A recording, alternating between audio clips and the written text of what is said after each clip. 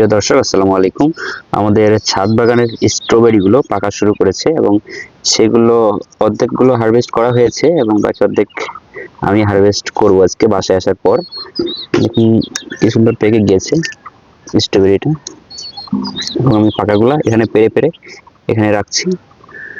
এখানেও অনেকগুলা হয়েছে, এই গাছেও, যদি এগুলো এখনো পুরোপুরি পাকেনি সেভাবে। এই সাইডের গুলো এখনো পাকেনি, এখনো ইমেচিওর অবস্থায় আছে, ছোট ছোট, আর এবং এদিকে এখনো কাঁচা আছে এদিকের গুলো। আবার ওই গাছে দেখি ফুলও বের হয়েছে আবার নতুন করে।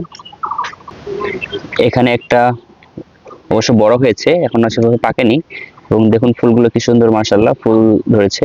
এবং এই স্ট্রবেরি গুলোকে আমরা নেট দিয়ে ঢেকে রেখেছি, কারণ পাখিগুলো যখন পাকে স্ট্রবেরি তখন পাখিগুলো খেয়ে ফেলে স্ট্রবেরি গুলো, সেজন্য আমরা প্রোটেকশন হিসেবে নেট দিয়ে রেখেছি।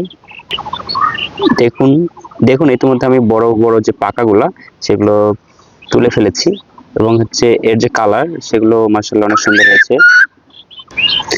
এই স্ট্রবেরির বৈশিষ্ট্য হচ্ছে উজ্জ্বল লাল রং, মিষ্টি ও টক স্বাদ, সুগন্ধ এবং রসালো গঠন। পুষ্টিগুণে ভরপুর এই স্ট্রবেরিতে রয়েছে ভিটামিন সি, ফাইবার, অ্যান্টিঅক্সিডেন্ট থাকে, যা রোগ প্রতিরোধ ক্ষমতা বাড়াতে ও হজম শক্তি উন্নত করতে সাহায্য করে। এটি মূলত শীতকালীন একটি ফল। শীতকালে সাধারণত নভেম্বর দিকে এটা লাগানো হয় এর চারা, এবং এটি মার্চ থেকে এপ্রিল মাসে ফলন দেয়, যা টবে বা বাগানে লাগানো হয়। এই স্ট্রবেরির উপকারিতা যদি আমি সংক্ষেপে বলি, ফাইবার সমৃদ্ধ হয়, এটি কোষ্ঠকাঠিন্য দূর করে, এবং কম ক্যালোরি ও ফাইবারযুক্ত হওয়ায় ওজন কমাতে সাহায্য করে। চাষ ও বাজারজাত বাংলাদেশের চাঁপাইনবাবগঞ্জ, রাজশাহী, শ্রীমঙ্গল, ময়মনসিংহ, সিরাজগঞ্জের মতো অঞ্চলে চাষ করা হয়। অতিরিক্ত চাহিদার কারণে বাজারে এর দাম তুলনামূলক বেশি। তবে শুধু এই অঞ্চলগুলোতেই নয়, বর্তমানে বৃহত্তর দিনাজপুর অঞ্চলেও বেশ খানিকটা জনপ্রিয়তা পেয়েছে এই স্ট্রবেরি চাষের। এবং এই জাতটা হচ্ছে বাড়ি স্ট্রবেরি এক। দেখুন মাশাআল্লাহ সাইজ অনেক বড় হয়েছে এবং কালারগুলো অনেক লাল, ডিপ লাল হয়েছে। এবং এখানে আপনারা দেখতে পাচ্ছেন একটা হচ্ছে ন্যাপ স্প্রেয়ার আর একটা হচ্ছে হ্যান্ড স্প্রেয়ার, এই দুটো দিয়ে আমরা সাধারণত পানি দিয়ে থাকি এই গাছগুলোতে। পাশাপাশি এখানে রয়েছে একটা ছোট্ট মরিচের গাছ।